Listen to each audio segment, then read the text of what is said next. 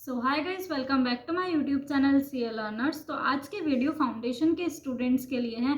तो होप करती हूँ कि आपके लॉ का पेपर बहुत ही अच्छा गया होगा। और अगर अच्छा नहीं भी गया है तो कोई बात नहीं, पिछला भुलाकर आगे बढ़ना ही जीवन का जो है वो सार होता है। तो आगे तो बढ़ना ही है।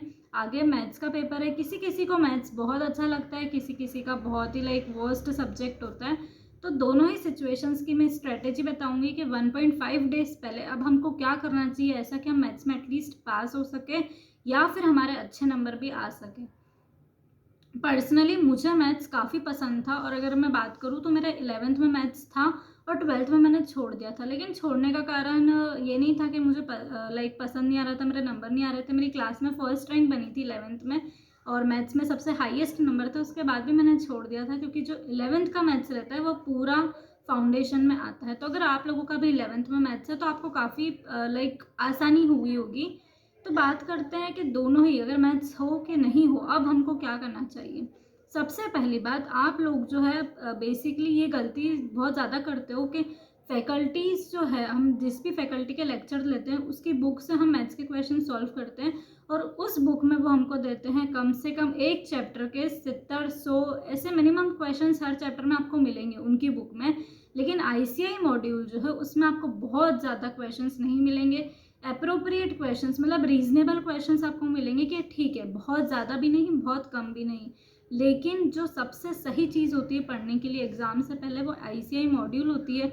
अगर आपने एग्ज़ाम से पहले एक बार आईसीआई मॉड्यूल कर ली है तो अब बहुत ही अच्छी सिचुएशन में, और अगर नहीं भी करी है तो अब आपको करनी पड़ेगी क्योंकि वो बहुत इम्पोर्टेंट होती है।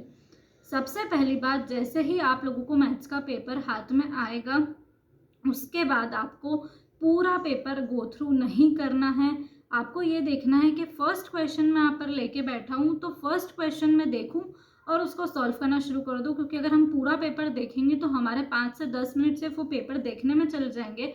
और अगर पेपर बहुत अच्छा होगा और हमको अंदर से लगेगा कि यार पेपर बहुत शानदार है, ओवर कॉन्फिडेंस में आप आ जाओगे और कोई ना कोई गलती करोगे। और अगर पेपर बहुत टफ हुआ या फिर आपको टफ लगा तो उस सिचुएशन में आप नर्वस हो जाओगे और जो आते हुए क्वेश्चन है वो भी नहीं कर पाओगे। तो सबसे इम्पॉर्टेंट टिप यही रहती है कि जैसे ही पेपर आए सिर्फ हमें फर्स्ट क्वेश्चन देखना है, और फर्स्ट क्वेश्चन करना अगर आए तो स्टार्ट कर दो, नहीं आए तो सेकंड पे आगे बढ़ के सेकंड कर लो।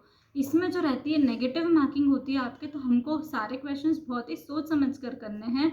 और सबसे पहली बात आती है कि आईसीआई मॉड्यूल के अब हम कैसे सॉल्व करें। बेसिकली हमारा सबसे ज़्यादा डाउट ये रहता है कि अगर आईसीआई मॉड्यूल के जितने भी क्वेश्चन है सारे तो हम नहीं कर सकते, एक एक क्वेश्चन रिटर्न मतलब सॉल्व। तो देखो, आप लोगों का एमसीक्यू पैटर्न रहता है तो अभी आपको शॉर्ट ट्रिक्स तो पता ही होगी। तो वो जो है शॉर्ट ट्रिक्स यूज़ करके एटलीस्ट आपने अगर जितना क्वेश्चंस आपसे हो सके ना उतने क्वेश्चंस तो आपको करने ही चाहिए, क्योंकि इसका कोई शॉर्टकट नहीं है। मैथ्स में नंबर लाने का सिर्फ एक ही शॉर्टकट है कि बेटर मतलब जितनी ज़्यादा प्रैक्टिस करोगे उतने ही ज़्यादा आप नंबर स्कोर कर सकते हो, राइट। तो मैथ्स में आपके जितने भी बहुत सारे चैप्टर्स रहते हैं तो सारे हम जितनी भी कोशिश कर ले हो ही नहीं सकता, और अगर सारे करने की कोशिश करेंगे तो सारे चैप्टर्स नहीं हो पाएंगे। तो इसके लिए मैंने पहले बताया था अपनी पहली वीडियोस में, अगर आपने मेरी देखी होगी तो, कि आपको जो है इम्पॉर्टेंट स्टार्टिंग में ही मार्क कर लेने हैं और वो क्वेश्चंस ही आपको एग्जाम टाइम पर करने हैं। अगर आपने ये चीज़ नहीं करी है तो आप अपने फ्रेंड्स वगैरह से वो क्वेश्चंस ले सकते हो। इम्पॉर्टेंट का मतलब वो नहीं एग्जाम व्यू पॉइंट से इम्पॉर्टेंट मतलब टफ क्वेश्चंस जो कि आपसे पहली बार में नहीं बने थे, वो क्वेश्चंस आपको मार्क कर लेने हैं। और यकीन करो मेरा, जो क्वेश्चंस तुम मार्क करोगे ना कि यार ये बहुत टफ लग रहा है, वही क्वेश्चंस तुम एग्जाम में देखोगे उतने मतलब जितने तुम मार्क करोगे उसके 50% क्वेश्चंस तुमको एग्जाम में मिल जाएंगे। ये फाउंडेशन का रूल होता है, एक थंब रूल की तरह इसको समझ लो। तो इसीलिए मैं बोल रही हूँ कि वो क्वेश्चंस तो ज़रूर रिटर्न प्रैक्टिस करके मतलब अच्छे से सॉल्व करना ही करना। अगर आप लोगों ने एमटीपी आरटीपी वगैरह कुछ भी नहीं करी है, कोई दिक्कत की बात नहीं है, सिर्फ आईसीआई मॉड्यूल कर भी आप अच्छे नंबर ला सकते हो। और मेरे खुद के काफ़ी अच्छे नंबर आए थे, मैंने सिर्फ आईसीआई मॉड्यूल ही करी थी। देन बात आती है कि मैथ्स में जो रहते हैं फॉर्मूले बहुत सारे रहते हैं। अगर आपने फॉर्मूले की एक पूरी सेपरेट शीट बना रखी है तो आपको सबसे पहले तो जब आप पेपर देने जाओगे तब आपको 1-1.5 घंटे पहले वो लेके बैठना और पूरे फॉर्मूले की शीट रिवाइज कर लेनी है। अगर आपने फॉर्मूले की शीट नहीं बनाई है तो उस सिचुएशन में आपको फॉर्मूले जो है जहाँ जहाँ पर आपने लिखे वो मार्क कर लेने, और उस एक एग्ज़ाम से 2 से ढाई घंटे पहले आपको लेना और सारे फार्मूलेस जो है वो रिवाइज कर लेना, क्योंकि वो बहुत ज़रूरी रहते हैं। फार्मूला भले कंसेप्ट इतने स्ट्रॉन्ग हो या नहीं हो, फार्मूला जो रहता है अगर वो बताओ तो हम कुछ ना कुछ तिगड़म करके वहाँ पर कर ही लेते हैं। देन डाउट्स आ रहे थे कि क्या हम मैथ्स के पेपर में एक कैलकुलेटर तो हम ले जाते हैं, ये 2 ले जा सकते हैं क्या? तो आप बिल्कुल ले जा सकते हो, जितना आप ले जा पाओ उतने ले जा सकते हो। और कैलकुलेटर ले जाने में ऐसा कुछ भी नहीं रहता है।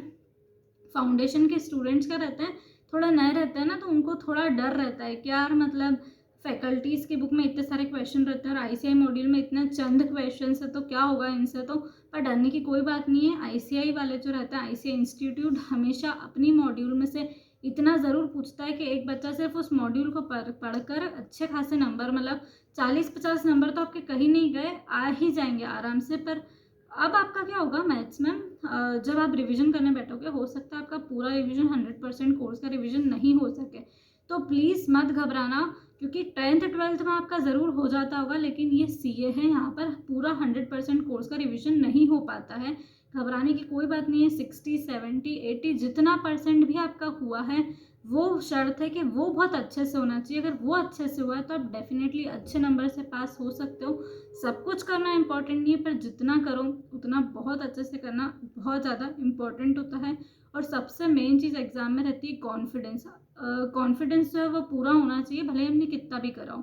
देन बात आती है कि मैथ्स का पेपर जो रहता है वो पूरा सॉल्व नहीं हो पाता है टाइम पे, क्योंकि हमको मिलते हैं सिर्फ 2 घंटे मैथ्स के पेपर के लिए, और क्वेश्चंस बहुत सारे रहते हैं, मतलब बहुत ही सारे। तो इतने सारे क्वेश्चंस हम सिर्फ 2 घंटे के टाइम में कैसे कर सकते हैं? देखो, जो क्वेश्चंस तुमको आ रहे हैं ना फर्स्ट इंस्टांस पे, वो क्वेश्चंस तो तुम 1 घंटे में ही पूरा, मेरे 1 घंटे में 70 क्वेश्चंस हो गए थे, क्योंकि मुझे पेपर में सिर्फ 70 क्वेश्चंस आते थे, और वो मैंने सिर्फ 1 घंटे में कर लिए थे। क्योंकि जो क्वेश्चंस हमको आते हैं ना, वो क्वेश्चंस हमको करने में इतना सा भी टाइम नहीं लगता है, बहुत जल्दी हो जाते हैं वो क्वेश्चंस। लेकिन वो 1 घंटे में, बचे हुए 1 घंटे में मेरे 30 क्वेश्चन भी अच्छे से नहीं हो पाए थे। जो मुझे नहीं आते थे, मुझे ऐसा उनके बारे में था कि यार मतलब मैं 70% श्योर हूँ कि गलत है, और 30% मुझे था कि ये सही है। वो क्वेश्चंस भी मैं 30 क्वेश्चंस भी मैं 1 घंटे में नहीं कर पाई थी। तो बस इतना कहने का मतलब है कि आप जो भी कर रहे हो, उसको, जो भी आपने करा है उसको एग्ज़ाम में सबसे पहले कर लो। और अगर मेरा 70 नंबर का हो गया था पेपर में, तो मैं श्योर हो गई थी कि पास होना तो मेरा कन्फर्म है। आप लोगों को भी पेपर में वही श्योरिटी बनाते हुए चलना है। और स्टार्टिंग में जितने आपको आते हो उतने क्वेश्चंस, एटलीस्ट 50-60 तो आपको आते ही होंगे, तो उतने क्वेश्चंस कर लेना। और फिर बाद में बचे हुए अगर आपको जितने उसमें से आ जाए तो वो कर लेना। ऐसा नहीं है कि आपको कंटिन्यूस करना है, बीच में जो नहीं है वो छोड़ते जाना। और अब एक मेजर डाउट आता है कि ओएमआर शीट रहती है हमारे पास, तो हम उसको साथों साथ भरें या फिर हम उसको बाद में पहले मार्क कर लें और फिर बाद में उसको भर दें। तो मैंने जो है बाद में एक साथ भरा था पूरा। आप चाहो वैसा कर सकते हो, पर मेरी प्रेफरेंस रहेगी कि बाद में भर देना। बीच बीच में बहुत टाइम डिस्टर्बेंस होता है, पहले हम क्वेश्चन सॉल्व करेंगे फिर भरेंगे, तो एक साथ भरना उसको ज़्यादा अच्छा रहता है। और बहुत ध्यान से भरना, कि बार बार मिलाते जाना कि फर्स्ट का ये, सेकंड का ये, क्योंकि अगर हम ऊपर नीचे हो जाता है ना, तो ये बहुत माइनर मिस्टेक्स है जो कि बहुत सारे मार्क्स लूज़ करवा सकती है तुम्हारे। तो इतनी सिली मिस्टेक्स तो तुमसे उम्मीद नहीं करता है कि तुम करोगे आईसीआई, तो ऐसी सिली सिली मिस्टेक्स मत करना। देन बात आती है कि क्या हमको पेपर में अलग से रफ वर्क के लिए शीट मिलेगी? तो नहीं, कुछ भी रफ शीट नहीं मिलती है। पेपर के पीछे एक ब्लैंक पेज रहता है, उस ब्लैंक पेज में तुमको सब कुछ सॉल्व करना होता है, और सिर्फ उतना ही मिलता है। तो तुमको स्पेस मैनेज करके वो सॉल्व करना पड़ेगा, पर वो सबके लिए एक जैसा रहता है, तो तुमको हो ही जाएगी स्पेस मैनेज, और तुम सब कुछ सॉल्व कर लेना उस पर। बाकी जो एग्जामिनर रहेगा, जो भी वहाँ पे आएंगे, वो तुमको सारे इंस्ट्रक्शंस जो है वो सब बता देंगे। तो मेरे हिसाब से सारे डाउट्स आपके क्लियर हो गए होंगे, और बी कॉन्फिडेंट, बी पॉजिटिव, सब कुछ अच्छा होगा, क्लियर हो जाएगा आपका बिल्कुल। इस वीडियो के मैं बस इतना ही। वीडियो पसंद आई हो तो लाइक करना ना भूलें, चैनल को सब्सक्राइब करना ना भूलें। और अगर आपको इको के लिए भी ऐसी वीडियो चाहिए तो मुझे कमेंट सेक्शन में ज़रूर बताना। Thanks for watching.